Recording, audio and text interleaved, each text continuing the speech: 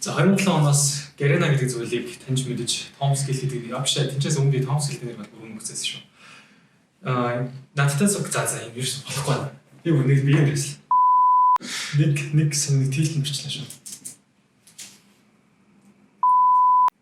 Паузлахгүй шүү дээ. За окей. Түл ёо.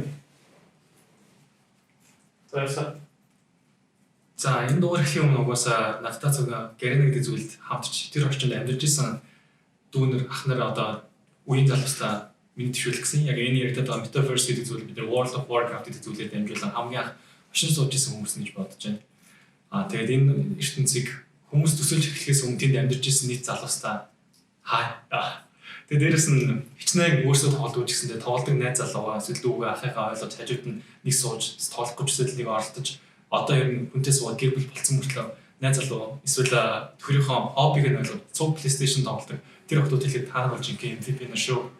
За ингээд жигмч хэл уурай да.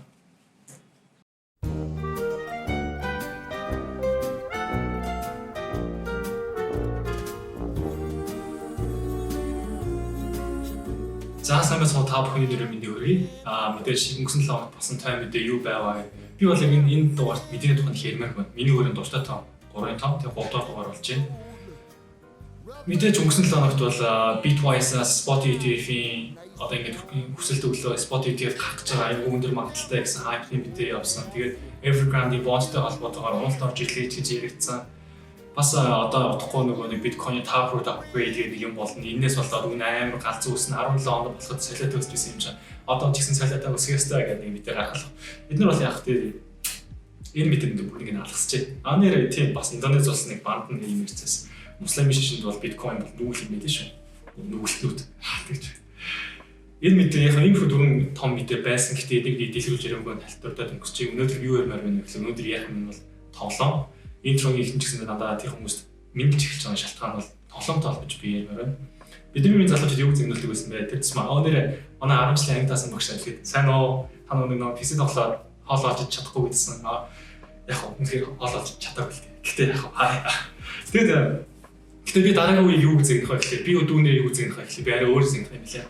Чи тоглоом тоглоод дөнгөж хоолныхоо мөнгөийг л олж байгаа юм гэж би зэгнэх юм билээ. Яг тэгвэл энэ боломжийг блокчейн гэдэг зүйлээр дамжуулан бид нарт олгоод байна. За ямар тоглоомд олоод байгаа тухай мэдээллүүдийг би танд тойрол өргөе. За Metaverse гэдэг зүйл дээр Facebook төлөвлөсөн Metaverse-тэй холбоотой гейминг тоглоомд амарсан тийм. Тэгээд Facebook-ын зүгээс за Metaverse төслөө бид 10 тэрбум $10 одоо хийж санхүүжүүлнэ. Бид нар хүмүүс энэс нь хугацаанд баг ашиг хөтгөх хэцүү байх гэдэг чинь өөрөөснөө мэдээлэлтэй зайлаасаад энэ зүйлийг эхлүүлнэ гэсэн байна. Энтэй холбоотой тэр virtual ертөнцийн зүйл бүүн болж байна. Бүүн болохдоо энэ ертөнцийн хамгийн одоо virtual ертөнцийн төлөөдөг блокчейн төлөөдөг тэр тоглоомтой хамгийн том мана байгаа. Маныг яраас за магадгүй санд орж байгаа. Энэ хоёр тоглоом хооронд тун төстэй. Ер нь та нарыг Minecraft, Roblox гэх тоглоомуудыг харах юм бол зураглал нь баг тиймэрхүү. Энэ тоглоомыг би дүүгээ тоглож байгааг харахад яг үндэ яг дүрслэл муутай ерөөсөө ойлгомжтой тоглоом харагдаад. Тэгсэн чинь блокчейнтэй суурилуулаад яг хүмүүс энэ тоглоом дотор ороод Minecraft дээр бүр бүхэл бүтэн хотыг бүтээсэн байт юм байлээ. Гэхдээ энэ хот юуны өмч хийж явдаг гэж тухайн тоглоомыг зохиосон компани шууд тусгаар өмч хийж явдаг. Хичнээн тэр хүн хийсэн ч гэсэн өөр өмчөд авах хэрэггүй. Тэр тоглоомыг бүтээсэн хотын эзэн явж Minecraft компани алдаг. Харин санд болон манай дээр бүтээсэн лууч бай, сэлэмж бай, хотч бай, ер нь юу ч бай бүгд бүтээсэн эзнийх бүртгэж явах учраас тэр бүтээлийг хэрвээ геймингийн зах зээл дээр заахаар бол хүн өөрийнхөө бүтээл гэдэг бүртгэлтэйгээр NFT болгож зааж давхар тоглосныхоо төлөө ганцхан сэтгэл зүйн кайфаас гадна орлого олох боломжийг манай сайн гэдэг төслүүд бий болгож байгаа юм байлээ. Дүрслэгийг харуул угаасаа муу. Нөгөө нэг voxel graphic гэдэг баг 1.6 тоглолтыг 1.6-аас ч яг зам тохиолдолд муу төсөлд харагдаж магадгүй. Гэхдээ эхлүүлсэн байгаа. Энэ төсөл эхэлсэн байгаа тийм. Блокчейн төсөл гейм хийж байна.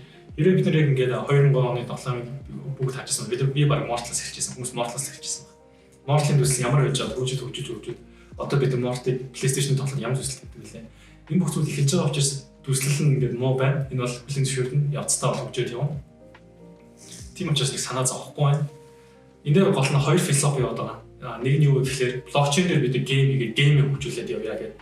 Нөгөө талд нь болохоор угаасаа гейм байгаа юм чинь дахиж шинээр хийж яах. Энийг блокчейн талбар гаргалаа гэдэг.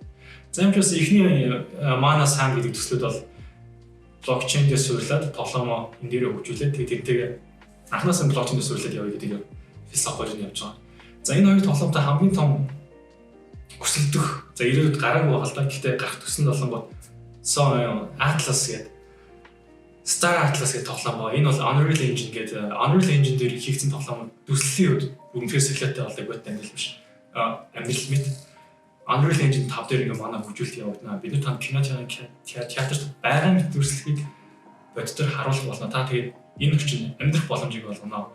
Ирээдүйд 2620 онд таныг бид нар энэ тоглоомоор дамжуулан аваачаад тэр учраас та өөрийн сансрын өглөг бүтээж даргуудыг discovery шинэ гариг дээр өөрөө бууж тэр гаригийн нөөц баялаг алт эрдэнэс юу гэдэг тэрийг ухаж авч тэрмээрээ дараагийн бүтээлээ бүтээж тэр бүтээлээ зах зээл дээр дарж эсвэл шууд токен болгоод тэрийг зараад мөнгө болгоод амжилтаар ашиглах тэр боломж чинь бүгднгээ нөгнөө гэдэг амлалтайгаа энэ Star Atlas гэх тоглоомын CEO гэдэг одоо тэр гүйцэтгэх хариуцсан ажилтнаар нь ажиллаж байгаа хүн дээр нэг онцлог замын байгаа. LinkedIn нэр бол CFA гэдэг чи энэ юу хэлэх зүйл маш өндөр этикийн кодыг нэг санхүүгийн цол байгаа.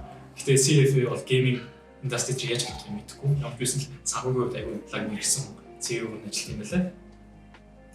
За энэ гурван төсөн бол ерөөдөө metaverse гэдэг зүйлд хамгийн хайпыг авч чадсан гэж миний зүгээс үзэж байгаа. Хэрвээ та өөр зүйл сонирх юм бол нэр юу ажиллах шүү. Шууд тоглоом дээр нь биш. Шууд байгаа тоглоомыг блокчейнээр шилжүүлээ гэдэгтээ engine-ийн нөгөө юу Meta City гэдэг төсөл байгаа. Тэрийг сонирхож өөрөө судалж үзээрэй. My Metaverse гэдэг Google-ээс хайхаа бол шууд тийш авч байгаа. Энд чинь очиад судлаад үзээрэй. Ямар гоё юм юу хийх гэдэг My Metaverse чинь. Сайн энээр судлаад үзсэн бол Minecraft нөгөө нэг GTA гэдэг байгаа тийм болгон тоглож байсан баг. Энэ хоёрыг холбохны тийм арга бараг олцсон юм шиг байлээ шүү. Юу юм би юу яриад байна? Хараа гэж ажил хийж авсан мөнгөөрөө coin гэдэг юм биржлээ оруулж аваад авсан coin өгсөнгүүтэн зараад мөнгө олно юм уу? Тэгэж болоогүй. Coin авах засахгүй. Coin-ороо тоглоом тоглоод тоглосон тоглоомоосоо coin олоод олсон coin ахаад биржээр арилжааж илүү их мөнгө олно гинөө. Энэ үнэн гэж юу? Наа чи загнах шүү.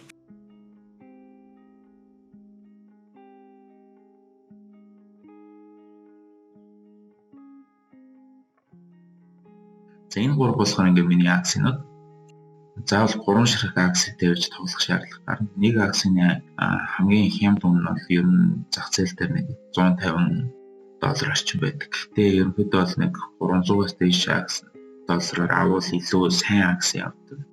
Тэгээд яг яаж мөнгө олох вэ гэхээр өдрийн 3 төрлийн даалгавар биелүүлдэг. Эхний даалгавар нь чек-ин, тэгээ хоёр дахь даалгавар нь болохоор adventure mode дээр 10 удаа тоглох. 3 дахь даалгавар нь болохоор өөр нэг хүнтэй шууд ингээд арена матч хийгээд 5 ялах. Тэгээд энэ гурыг биелүүлчих юм бол 25 SLP гэдэг smooth slow potion гэдэг токеныг нүүдэг. Adventure mode дээр 10 ялахтай болохоор дээдлийн 50 ширхэг SLP авах боломжтой. Тэгээ арена дээр болохоор rankтай 1200 орчим ранкт нэг 6 хожил болгон дээр 6 SLP өгдөг. 1500 байх юм бол 9 SLP тэгээд түүнээс дээш байх юм бол 12 SLP токеныг өгнө. За тэгэхээр 20 энержи тэгээ өдрийн 20 энержигээр би арена дээр 50% нь ажиллах гэхэд 6 SLP чинь 60 SLP болно. Тэгээд өдрийнхөө даалгаврыг биелүүлээд adventure mode-оос 50 даалгавраас 25 байхлаар хамгийн багаар бодоход би 135 өдөрт SLP болох боломжтой. Нэг сарын 20 орчим тоглолоо гэж үзэхэд энэ 3 орчим SLP болдог. Тэгээд SLP-ийнх нь зах зээл дээр байгаа ханш нь болохоор одоогоор нэг 0.1 олон центтэй байна. Тэгээд үржүүлээд үзэх юм бол би нэг сард нэг $200-аас $300 ашигтай тоглолдог гэсэн.